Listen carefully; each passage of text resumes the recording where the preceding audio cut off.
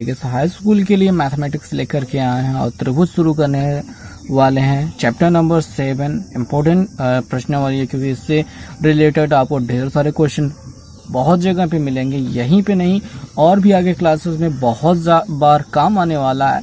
तो चलिए स्टार्ट करते हैं। त्रिभुज के बारे में समझेंगे, यहाँ पे क्या क्या चीज़ें होने वाली हैं, कैसे कैसे होने वाला है, सब कुछ डिटेल में समझाएंगे।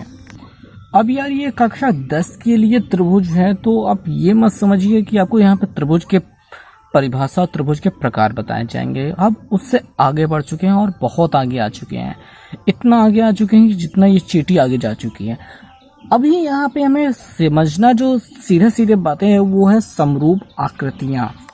देखो समरूप आकृतियाँ होती क्या हैं बेसिकली, अब समझो, छोटी सी बात है, समझो। जितना ज़्यादा मैं समझाने की कोशिश करता हूँ उतना ही कबाड़ होता है आपके दिमाग में, तो बहुत अच्छे से समझो। बस इतना सा, समरूप नाम से ही समझ में आ रहा है, सम माने बराबर, रूप माने शकल, सूरत, यानी कि समान शकल वाली आकृतियाँ जो समान भी हों बस समान ना हो। अब जैसे ये दो हमने वर्ग बनाए हैं, क्या बनाए हैं, वर्ग बनाए, एक छोटा बनाया एक बड़ा बनाया, दोनों की शक्लें देखने में एक समान लगती हैं, बस ये छोटे बड़े हो सकते हैं। अच्छा, यहाँ पे एकदम सेम टू सेम काम चल रहा है। अभी क्या थोड़ा सा डिफरेंट चीज़ें बनाते हैं, जैसे एक समकोण त्रिभुज बना लेते हैं कुछ इस प्रकार से, और दूसरा त्रिभुज बना लेते हैं इस प्रकार से। क्या ये दोनों समान यानी सिमिलर है? यहाँ पे देखिए 60 डिग्री कोण बनाने वाला है समबाहु त्रिभुज है, यहाँ पे समकोण त्रिभुज है। क्या इनमें कोई समानता दिखाई दे रही है? समानता नहीं दिखाई दे रही बॉस। अगर आपको इसमें समानता देखनी है तो कुछ इस प्रकार से त्रिभुज बनाओ, देखो इन दोनों में समानता दिखाई देगी, और इसके लिए इधर देखो ये समानता दिखाई दे रही है। तो ऐसी आकृतियां जो बनती हैं उनको कहा जाता है समरूप आकृतियां। समझ में आ गया ना? ये दोनों समरूप बिल्कुल नहीं है और ये दोनों तो बिल्कुल ही नहीं है समरूप। ये बात समझ में आई? इन्हीं को कहते हैं समरूप आकृतियां। अब आगे जानते हैं समरूप बहुभुज के बारे में। अब देखो भाई, बात इतनी सी है कि समरूप बहुभुज अभी तक जो भी बनाया हमने ये भी एक बहुभुज है। तो ऐसी दो हम बहुभुजों की तुलना करेंगे जिनकी भुजाओं की संख्या बराबर हो, और बराबर होने के बाद वो समरूप कब कहलाएंगे। तो बात ये बनेगी जब दो कंडीशन बनती है, जब इनके संगत कोण समान हो जाएं। दो बहुभुजों की बात कर रहे हैं जिनकी भुजाएं समान हैं, उनके संगत कोण समान हो जाएं और संगत भुजाएं समानुपाती हो जाएं, यानी उनका अनुपात जो हो जाए समान हो जाए। ऐसे रूप में हम कहेंगे कि ये दोनों बहुभुज समरूप हैं। जैसे कि हम बात कर लेते हैं इन्हीं लोगों की, या फिर ऐसे हम बात कर लेते हैं, यहाँ पे हम छोटा सा वर्ग बना देते हैं, यहाँ पे हम बड़ा सा वर्ग बना देते हैं। यहाँ पे सभी भुजाएं 2-2 की दे देते हैं और यहाँ पे सभी भुजाएं 4-4 की दे देते हैं। अब ये वर्ग है तो सभी कोण तो क्या होंगे, बराबर ही होंगे। तो संगत कोण क्या हो गए अपने, समान हो गए। ठीक है, भुजाओं का अनुपात 2:4। देखिए 2/4 बराबर क्या बनेगा, 1/2।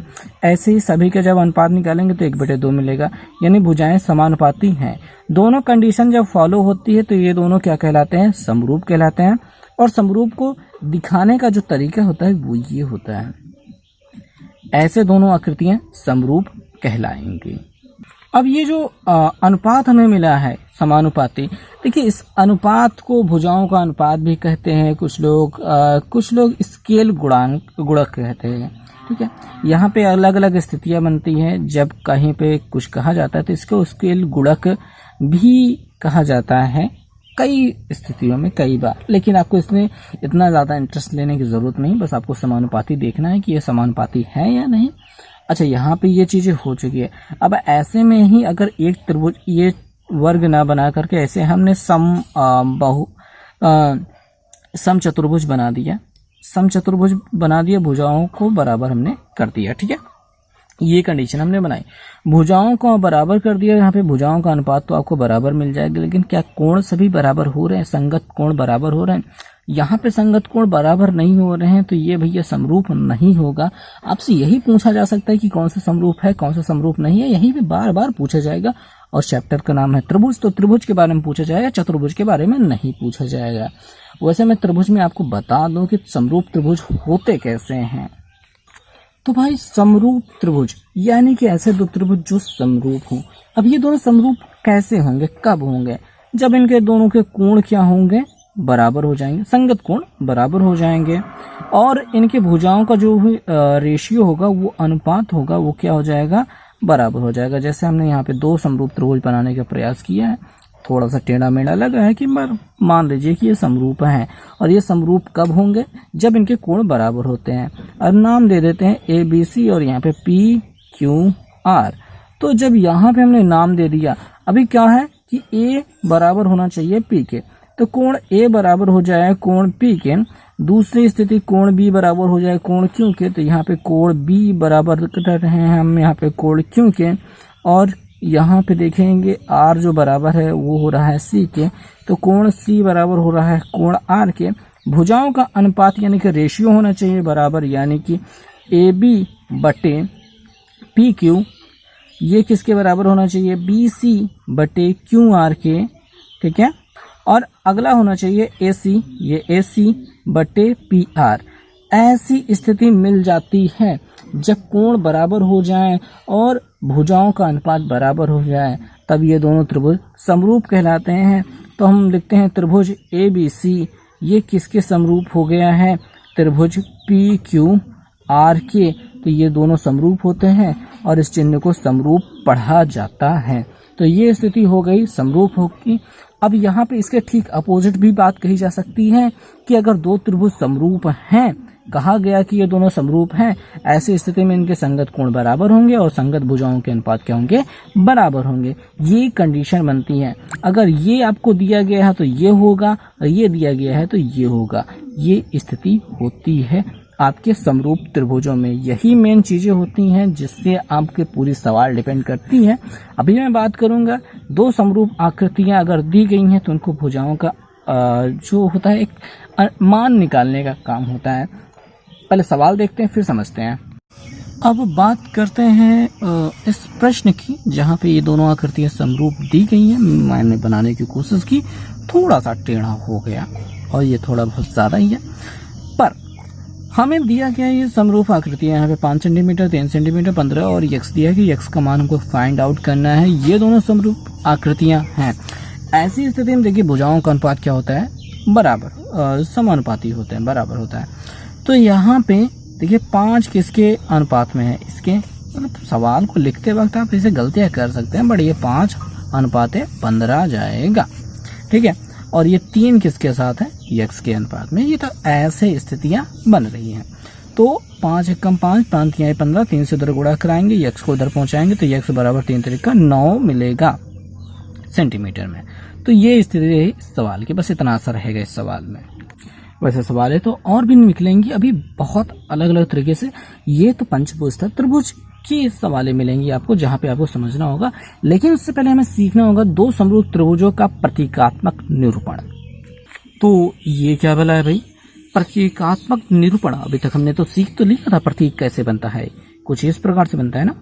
बट स्थिति ये है कि जब हम किसी दो त्रिभुज को समरूप बना रहे हैं, जैसे हमारे पास एक त्रिभुज है, ये दूसरा त्रिभुज है, अगर हमने इसको समरूप बनाया, कहा कि ए बी सी और ए पी क्यू आर जो है वो समरूप है, तो हमें लिखेंगे कैसे। मेन पोजीशन, मेन बात तो ये है। तो बात ये है कि कोण ए बराबर हो रहा है, कोण ए बराबर हो रहा है कोण पी के, ये वाला बराबर इसके है। बी बराबर हो रहा है क्यों के, तो यहाँ पे डबल लाइन खींचना मोस्ट इम्पोर्टेंट है। कोण बी बराबर हो रहा है कोण क्यू के, और सी बराबर हो रहा है आर के। तो कोण सी बराबर कोण आर हो रहा है, और जो भुजाओं का अनुपात हो रहा है वो ए बी बटे पी क्यू बराबर बी सी बटे यहाँ पे क्यू आर बराबर सी ए बटे आर पी होता है। ये स्थितियां बनती हैं जब भुजाओं का अनुपात होता है। ये दोनों त्रिभुज होते हैं समरूप। ऐसी स्थिति में हम लिखते क्या है, लिखते ये हैं कि त्रिभुज ए बी सी ये समरूप है त्रिभुज पी क्यू आर के।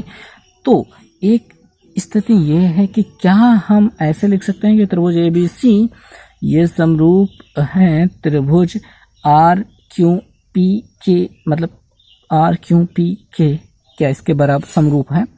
त्रिभुज यही रहेगा, यही दोनों त्रिभुज है, सेम टू सेम यही है। मैं ऐसा कुछ नहीं कह रहा हूँ कि ये वाला आर पी क्यू कहीं और सा त्रिभुज है, नहीं, यही त्रिभुज है, त्रिभुज यही है। और यहाँ पे हमने कहा कि ये समरूप है, एकदम करेक्ट है।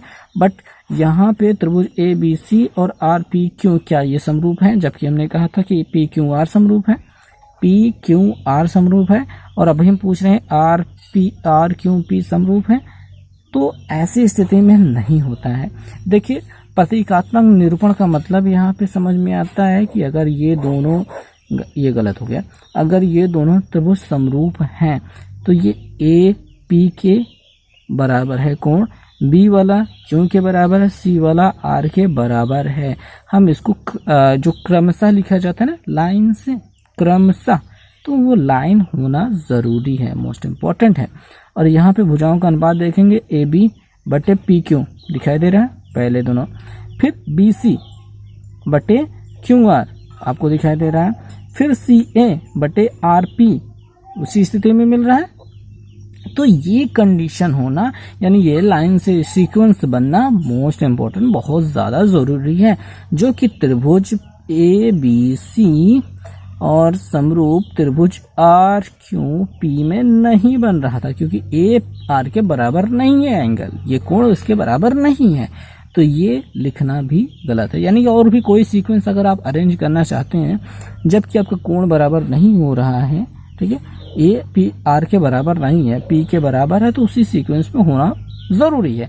अगर टेढ़ा मेढ़ा होता है इसका मतलब क्या है, गलत हो रहा है। और ये बहुत ज़्यादा ज़रूरी है, क्योंकि सवालें जो मिलने वाली हैं वो इसी एक लाइन को समझने के फेर में ही गलत होती हैं सबकी। जिन्होंने इसे नहीं समझा, इसमें समझने की नहीं कोशिश की, मतलब उसको माना ही, मतलब सोचा कि ये कुछ है ही नहीं, तो उन्हीं की वजह से उन्हीं को ये गलतियां होती हैं। अभी एक सवाल देखेंगे और उसके बाद थोड़ा सा और क्लियर हो जाएगा। तो दोस्तों, ये है अरिहंत की किताब का सवाल, उदाहरण नंबर 4, जो कि पेज नंबर 197 पे मिल जाता है, ठीक है। तो ये एक मोस्ट इम्पोर्टेंट क्वेश्चन है, बहुत ही ज़्यादा ज़रूरी क्वेश्चन है, और यहीं पे हम बहुत सारी चीज़ें आप सीख लेंगे। अब देखिए, यहाँ पे दिया गया है त्रिभुज एबीसी त्रिभुज पी क्यू आर के समरूप है, साथ में ए बी बराबर 6.5 दिया है, पी क्यू बराबर 10.4 दिया है। त्रिभुज एबीसी का परिमाप दिया है 60, यानी और त्रिभुज का परिमाप 60, परिमाप मतलब तीनों भुजाओं का जोड़ देना, ठीक है, तीनों भुजाओं का योगफल, और पी क्यू आर का परिमाप आपको ज्ञात करना है। तो ये स्थिति बनती है। अभी इस स्थिति में देखेंगे, समझेंगे, जानेंगे कि देखिए, एक नियम तो ये कहता है कि भुजाओं का अनुपात उनके परिमाप के अनुपात के बराबर कर दिया जाएगा। लेकिन देखिए, छोटी सी बात कि ए बी अनुपात पी क्यू बराबर बी सी अनुपात क्यू आर बराबर, देखिए, सी ए अनुपात आर पी ये बराबर हो जाएगा त्रिभुज ए बी सी का परिमाप बटे त्रिभुज पी क्यू आर का परिमाप, ठीक है।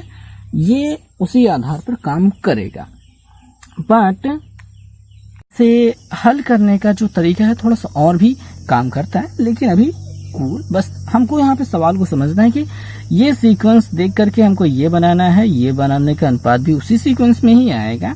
अभी देखिए, ए बी बराबर क्या है, 6.5 है, तो उसको रखते हैं। पी क्यू बराबर 10, पी क्यू दिखाई दे रहा है 10.4 है, उसे रखते हैं। बराबर ए बी सी का परिमाप कितना है, 60 है, उसे रखते हैं। पी क्यू आर का परिमाप अपने यक्स मान लेते हैं, ये रखते हैं, और एक अंक पे दशमलव है, काटते हैं, पक्षांतर करते हैं। यक्स बराबर यक्स ऊपर जाएगा, ये नीचे आएगा, 60/65 ये ऊपर जाएगा, गुणित 104 हो गया। अब ये काट दिया जाएगा, बड़े आराम से कट जाएगा। तो 5 से काटेंगे, 12×5 60 होता है, तो यहाँ पे 13×5 65, 13 बार जाएगा, और उसके बाद यहाँ पे 13 से इसको काटेंगे, तो 3×8 24 8 बार जाएगा, 3×8 24 8 बार जाएगा। तो अगर 8 से गुणा करें, 8×3 24, 8×8 2 10, हाँ ये जा रहा है 8 बार, तो ये 8 बार गया। 8 से गुणा कराएंगे, 8×2 16, 8×8 1, 8×2 16, 8×8 1 9। तो ये 96 सेंटीमीटर आपको मिल गया है इसका आंसर। बट इसको हल करने का तरीका एक और भी है, हम उसके बारे में बाद में बात करेंगे अगले वीडियो में। अभी आपको और भी चीज़ें इसमें गहराई पर जानी है, लेकिन अभी बस आपको ये सीक्वेंस समझ में रखना है ठीक है, कोणों को समझ में रखना है, उसके बाद फिर आगे देखते हैं कि क्या हो सकता है।